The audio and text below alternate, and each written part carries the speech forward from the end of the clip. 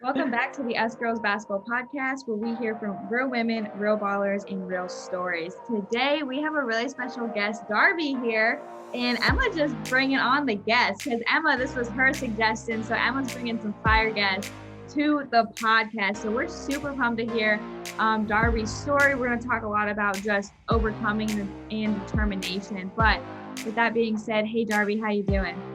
I'm good. How are you? Great. Living the dream, you know?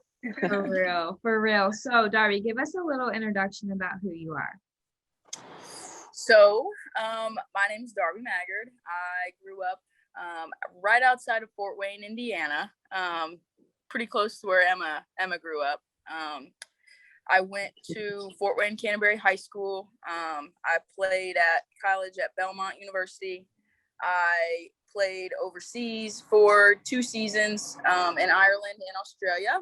And then now I am coaching at the University of Tennessee at Martin. So my story has kind of always been, I've always wanted to coach basketball, but I love to play. So my basketball has been a part of my life for a really long time. And I just have, I fell in love from a really young age with the game, and just more than that, just I like to work hard. So I found how to have good work ethic through the game of basketball. But that's a rough outline of my story right there. Rough. I love that. You know what's funny is I didn't make the connection at first, but Chelsea Perry was on the podcast the first season. So I thought, amazing. Yeah, I loved her. I loved interviewing her. Like, it was so great. We keep in contact every once in a while. So I was like, oh, wait, look at that. We're just the connection not even knowing it. So that's so cool. Yeah, she's incredible. It was, Chelsea got drafted this year, number 26 in the WNBA draft. And so, wow, that's awesome. It is pretty sweet. It was my first year coaching, and just to be able to be around a player that's that elite, well, it was unbelievable. So I'm glad you had her on here, because she's just a phenomenal player, but also just an amazing human being. So I think that was cool. Wow. Yeah, no, that was what was so cool about it, was just seeing her be such a great player, and like catching her at that moment where people started to finally see her name and getting to interview her, and just seeing how, like, you know, she's obviously a great player, but then seeing how sweet she is off the court, and like just the feedback that she had, and then being able to root from her from the sideline and be like, oh my gosh, yay, like that was like the coolest thing ever. Like, it was so cool. That is awesome. She's incredible. So that's crazy connection. I didn't realize that. I know, that's so cool. But Darby, we have a tradition on this podcast, and we ask every guest, what is the biggest piece of advice you would ask your younger basketball self? Man, I would probably say I'm a worrier. I worry a lot, and I've been like that for forever. And I would just tell myself, look, like, trust the process, trust the work, trust yourself. That would probably be any advice. Is just I spent a lot of time being like, oh man, I'm worried about, you know, whether or not I'm gonna have a good season, or whether or not I'm gonna make it to play college basketball or whatever. I play professional. Like, I would just, no matter what happened, once I stopped worrying about one thing, there was another thing. And so my advice to myself would be, hey man, just like, trust the process, trust yourself, trust your work, and everything is going to work out the way that it should. You know, it'll be okay. That's awesome. Definitely. Yeah. And I really appreciate that. And it seems like we have like a reoccurring theme kind of with our previous guests. They're all saying, trust the process. And that's huge, especially when we're trying to go towards this younger audience, the ones that are going into high school, finishing high school, doing AAU, like wanting that college attention. You got to trust it, because this is also at the point where colleges are picking you, not necessarily you're picking the college. And ultimately, you can have a whole bunch of decisions. You could have a whole bunch of colleges coming at you, and then it's your choice. But at the end of the day, your work ethic, just like you said, is going to determine the attention you get from these college coaches. But it all falls back on trusting that process. Yeah, it's going to be hard. There's going to be rainy days. There's going to be sunny days. But you keep that good work ethic, that good mindset the whole way through, trust that process. People are going to come knocking on your door pretty soon then. That's very true. It's very true. For sure. And with trusting the process, I feel like the word that kind of comes to mind too is overcoming with that, because there's going to be a lot of valleys like within trusting the process. That's the whole point of the word trust with it. So, Right. Darby, like I have a little bit of a loaded question for you, but if you were to make a definition of overcoming in your own words, what would it be? And that how does that apply to your life? Oh man. A definition of overcoming, I would probably say, is just perseverance, constantly pursuing. If you have a goal that you want to achieve, you got to accept the fact, like you have to embrace the fact that there will be setbacks and be like, you know what, overcoming this is, I'm going to have a positive attitude. I'm going to attack this day. I'm not going to say, man, yesterday was terrible and I'm getting in this rut, and you can feel it. You guys have lived life. You can feel when you're going into a place where it's just, you're in a rut.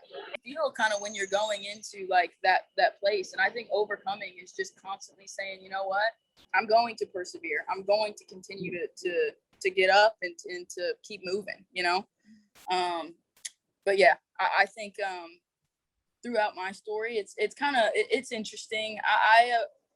If you would look at me right now, like obviously you can only see my face on this podcast, but if you would look at me like walking down the street, even when I played, you would probably say I didn't look like a basketball player. Like I'm like 5'3", really tiny. I look like I should probably be playing softball because like I'm like stronger, like stocky. And there were a lot of people that not only are you going to have periods of time where you are in a rut, but you're going to have people that kind of look at you and say, man, your dreams are nuts. Like they are crazy. Like they're just like, you don't fit what your dream is. You don't really look like that part. Like, and one of the things that I continue to just say is that no man can change what God has put on your heart. Like I'm a person of faith, and there's no man that can change. If you have a purpose and a will to do something, there's no man that's going to change that. Like the Lord places unique gifts and specific things on each person's heart that nobody's going to change. And so for me, I love basketball and I love playing. And so my thing was, I'm going to work every single day with the trust that in the future, it's going to work out. And it may not, like, it didn't work out picture perfect, but it was pretty good. It was like, I wanted to go to Tennessee and play basketball for Pat Summit, and that didn't happen. But God placed me right where I was supposed to be, which was at Belmont University, which it's not perfect, but it's, it was pretty great. It's pretty great for me. I love it. That's awesome. It's really good to hear that too, because not even that, it's, you also, let's be honest too, you did set a few records there at Belmont University. You did leave your mark and leave your legacy there. And that's pretty impressive, especially at a D1 college like that, no matter where you are. But the thing is, you've made the most of where you're at. You said it right then and there. You said you enjoyed where you were, you worked to be where you were. And even when you got there, you didn't take it lightly. You kept working. And I mean, I've been following you these past few years. I remember I'd give you like a few shout outs here and there, contact you to say, hey, like killer game. Like I saw some like highlights, like that was so sick. But it was just so cool to see you take every situation you've been in and to defy the odds in your whole career and to say, you know what, this isn't my picture perfect dream, but I made the absolute best out of everything that I have. And look where I'm at, because I chased my dreams. I reached my dreams. What are you still doing? You have no room to judge, no matter who you are, no matter what you look like, shape, size, words are hard, color, everything, no matter what it is, you are allowed to have these dreams and push yourself past the limit. And because when people see you do these incredible things, like set these goals and reach these goals, they're like, hey, if she can do it, why can't I? Why not?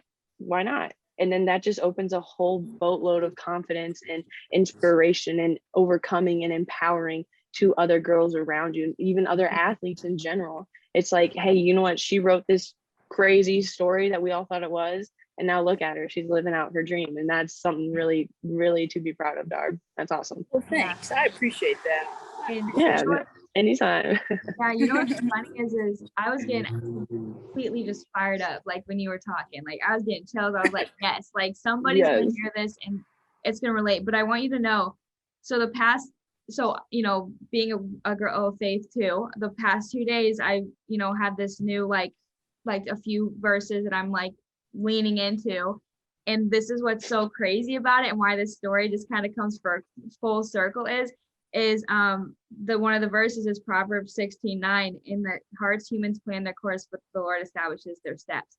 Yes, You ma'am. said your goal was to play at Tennessee, play for Pat Summitt, but the thing was is God took that goal that was on your heart and still took you where he established those steps. Like, you still had these plans, but you're like, okay, but the Lord did something. And now, you know, of course, when people get to hear more about your story, you know what I mean? Then they'll see why, you know, you didn't go to Tennessee and you went to Belmont, and why this and this, and, you know, for certain reasons. So like, when I heard that, I was like, what the heck? Like, I was like, that is so That's crazy.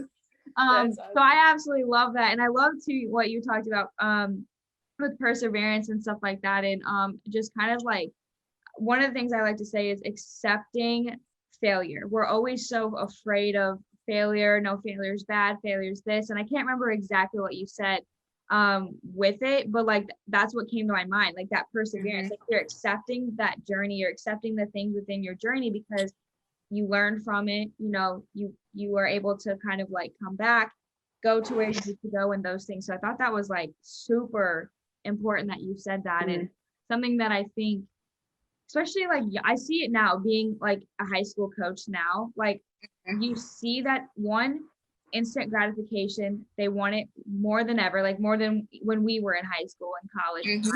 And then two, that fear of failure, that fear of messing up, that fear of like, oh, I don't want to embarrass myself. Like, it's so bad now. And I thought it was bad when I was in high school. It's Same.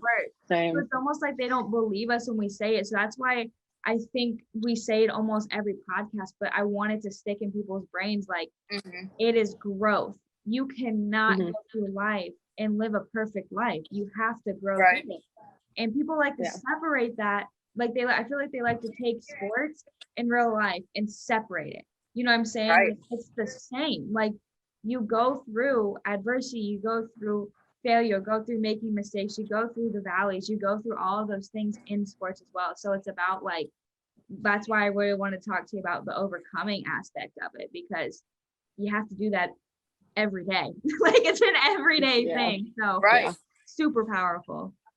No, and I think it's, the thing is like, a lot of the times we have a lot of dreams and aspirations through the game of basketball, and that's great. It's a great thing. But what people, I think the best coaches and the best players, they understand that basketball is a tool that you're using, because at the end of the day, like, the basketball is going to stop bouncing for every person. And as much as I would love to play basketball until I'm 85, it's not going to happen. Like, my body is going to not allow that to happen. And so just understanding that basketball is a tool that you use to create the habits that you want to live life with.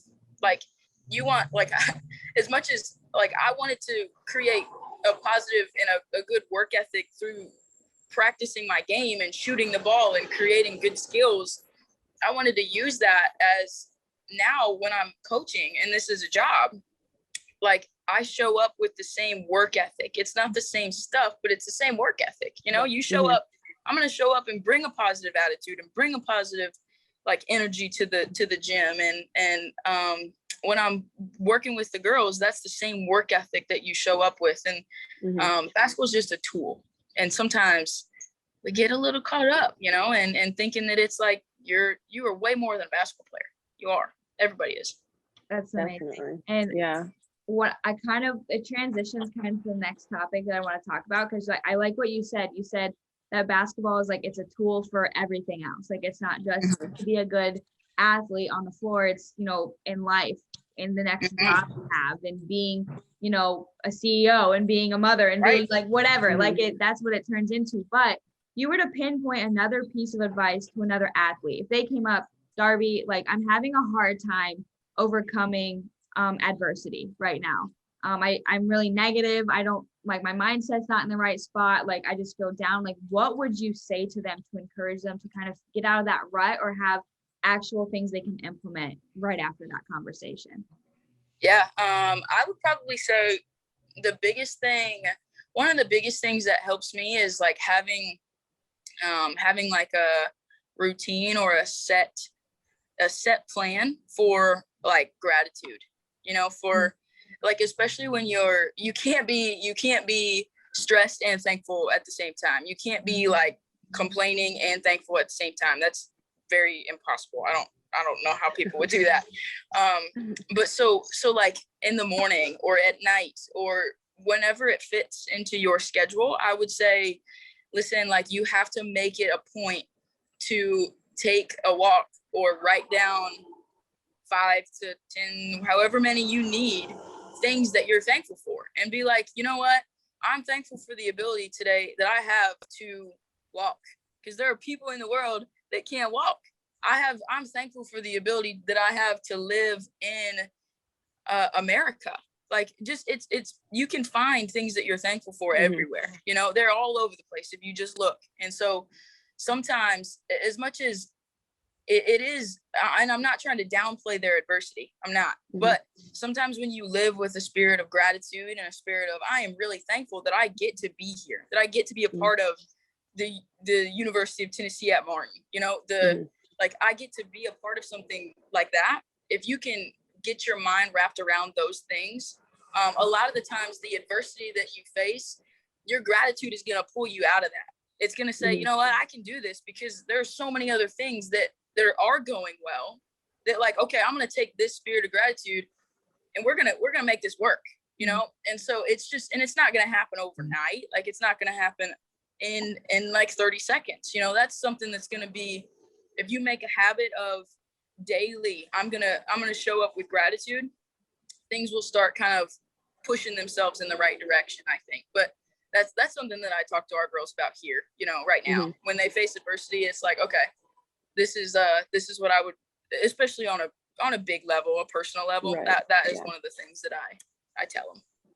I think that's beautiful, for one, and also I'm getting like some nostalgic feelings, because this is the same Darby I knew in high school, growing up, like everything. Like, she is still the same wholesome person that I remember her being when I first met her. But anytime, no problem, I mean it. But it really stuck out to me, like how you say, like, to be thankful to even get to play, to be thankful to be even to walk. Because I remember, I think it was maybe my sophomore year, it was like a halftime speech or whatnot, and our coach comes in and he puts a number on the board, and I'm pretty sure it was like 1% or like 0.8 or something, or it was definitely less than 2%. And he said, you see that number right there? You are part of that percentage that gets to play at the college level. And you know how many girls don't get to play? The exact opposite of that, of 0.08%. And it was a very humbling moment. Like, yes, I knew not many girls were playing, and like, it was a very select few, but just the heat of the game we were in, that that halftime conversation in the locker room, it was just like, wow, like my days are numbered. They're even more numbered than they were yesterday. They're even more numbered today when I woke up. And the thing is, I remember my dad telling me when I was going into college, deciding to play basketball, he looked at me and dead honest, he's my best friend. I love my dad. So he was straight up, he was just like, you only have 4 years of basketball left. And I said, Dad, I know. And I'm going to make the best out of it, because I'm going to work on my studies, but then I'm going to use my work ethic, time management, everything I'm using from basketball to take it into the work world with me. Because I am such a big advocate of, just like you, how you're preaching, basketball is a tool. There's basketball and then there's life. And basketball is just a little segment of life. It is not life. Ball is life, I get that, yes. But at the end of the day, it's really not. You take what you learn from it and you apply that to your life. And just the fact that you are continuing this message to these girls at the University of Tennessee at Martin, it's incredible, because we don't hear that nowadays. We don't hear like as much often as like, oh, they have like a good time management skills or work ethic. It's like, oh, they can make the shot, they can play the defense or whatnot. Like, kudos to you. Like, that's awesome. Like, nothing, not selling short anything from that.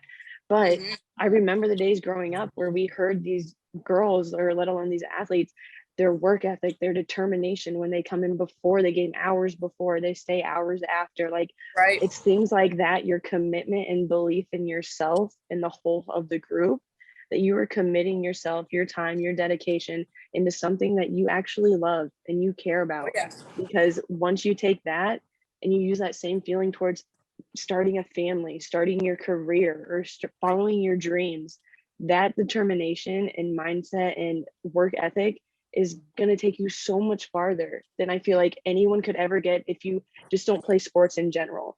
And that's why I'm also a huge advocate for try sports, do sports, like try something that requires you to be focused, to be determined, to be locked in, because it's just not just going to help you in that 2-hour practice or that 1-hour game. The next thing you know, you're going through an 8-hour shift and you're just like, I just use boom, boom, and boom that I use in practice. It's crazy how they can both go in one, but it's even more beautiful how you are preaching to these girls that it is huge to be ready for life outside of basketball. Yeah. I would say too, it's funny you said that because it hit me with like the last job that I had. Like it was a job that I kind of didn't necessarily want, you know, I had to get it because of COVID, just because being just graduated, like it was hard, you know, to find a job anyway, but it's hard to find one. Like in COVID, I just needed something to hold me over. And it was one of those jobs where I literally said multiple times, you could tell that nobody played sports. Worked that job. Yeah. Or did something in their life that was like, you know, the tools that we learned in basketball or whatever. Like, because it was one of those jobs where it really wasn't that hard. But it was easy to mess up if you didn't, you know, pay attention to detail or work hard, or like a lot of people came in late. A lot of people were very selfish. A lot of people played the victim, and it's everything that we just said. Like, you know, like you said, finding the blessings in it. Cause I know that I used to get caught up super bad in like being caught up in the things I couldn't control. So like and what really changed my mindset on that was like, one, obviously focusing on the things I can control, which is my attitude, my effort. But what I can't control, back to what you said, Darby, is like, what are the blessings in my life? And focusing on, hey, and Emma, like you said, the 1%, I'm here. Like, instead of being so upset about the things I can't control, I'm still playing college basketball. I'm still at a university. I'm still with amazing teammates. You know what I mean? And having that change of heart and change of mind. So I think that's like absolutely like amazing. You hit that spot on. Like, love that so much. But before we kind of end off on this podcast, Darby, is there anything that you'd like to say? Just something you've learned maybe with coaching now through playing, or maybe just another topic or another piece of this topic we've been talking about? I will say that for me, as a coach, one of the things that we look for just for young athletes is it's not just about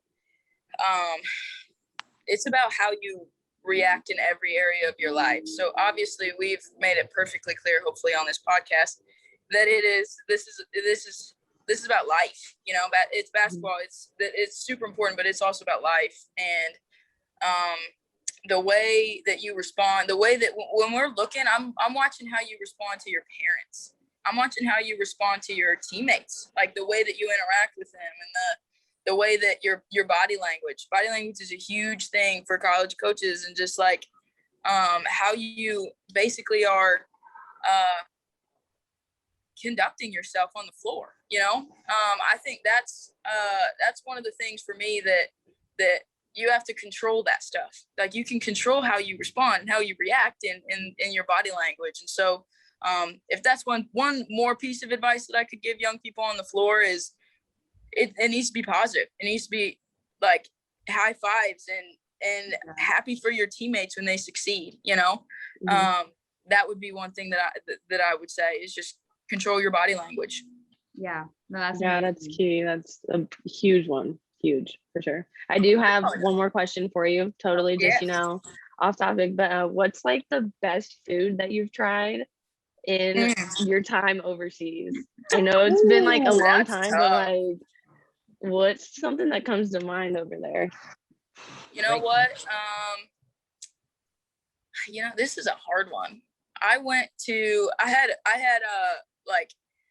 We went to Italy, and we had some like actual like Italian pizza, and it was amazing. Like both dishes, like Italian, like it was unbelievable. Like that sort of food. So you're saying like we gotta go. We gotta go visit. Yeah. Okay. Cool. I'll book a flight.